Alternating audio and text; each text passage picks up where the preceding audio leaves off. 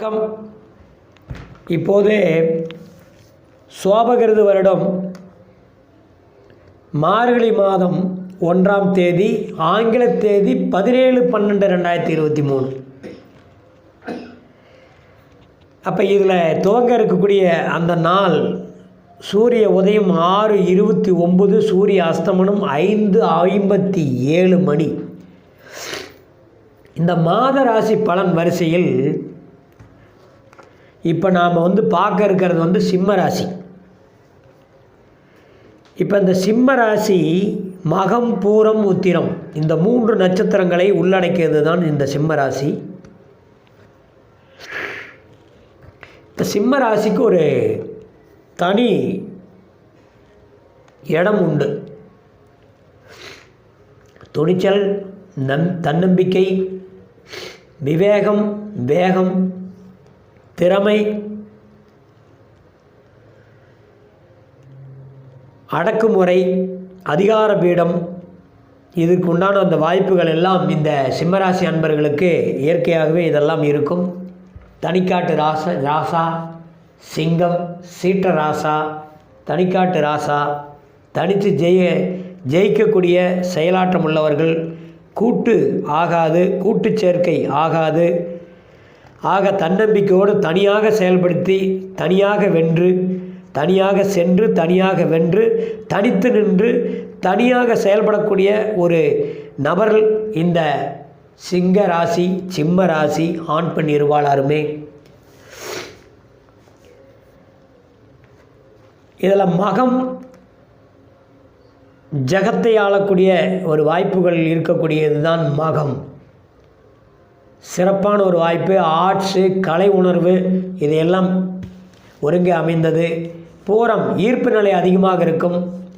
சுக்கிரனுடைய நட்சத்திரம் பூர நட்சத்திரம் இல்லையா, அதனால் இந்த ஈர்ப்பு நிலை அதிகமாக இருக்கும். உத்தரம் சூரியன் வேகம் அதிகமாக இருக்கும், சீற்றம் அதிகமாக இருக்கும். இதில் எல்லாம் கொஞ்சம் பொறுமை தேவை, அமைதி தேவை.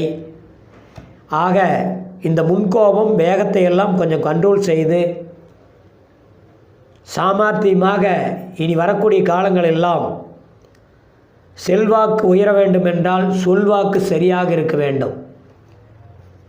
சொல்வாக்கு சரியாக இருந்தால் செல்வாக்கு தானாக அதே முன்னேறிக்கொண்டே இருக்கும். எங்கேயே ஒரு ஒளிவட்டம் சிறப்பாக ஒரு ஒளி சேரும். திடீர் அதிர்ஷ்டம், திடீர் வாய்ப்புகள் எல்லாம் கதவை தட்டி கூட கொடுத்துட்டு போயிடும். என்ன காரணம் அப்படின்னா,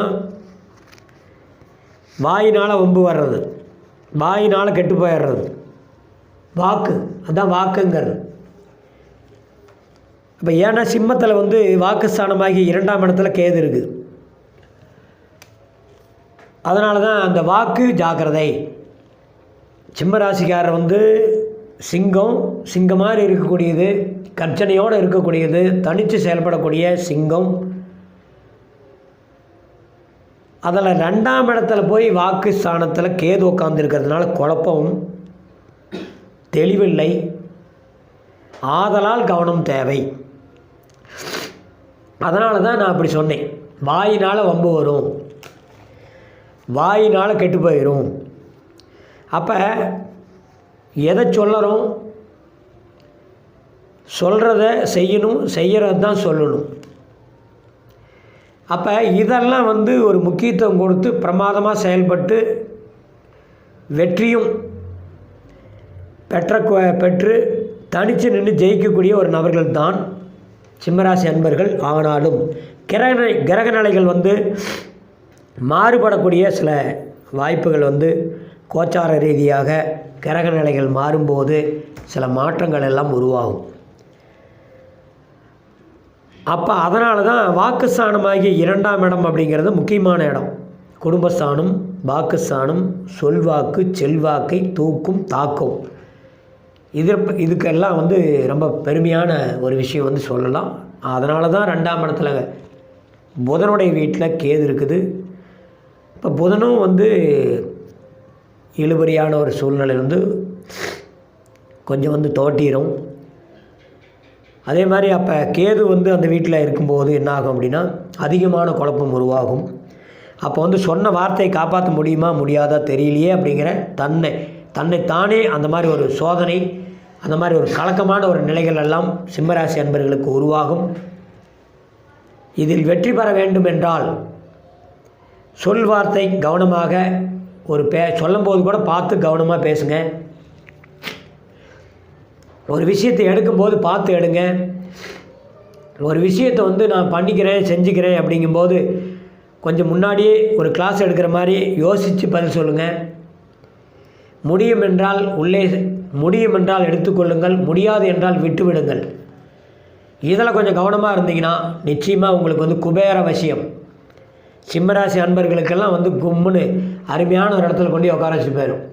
அது 7ல் போய் சனி உட்காந்துருக்குது, சொந்த வீட்டில் சனி உட்காந்துருக்குதுன்னா கலசர சாணம்னா ஃபுல் சப்போர்ட் இருக்கும், மனைவியால் சப்போர்ட்டு.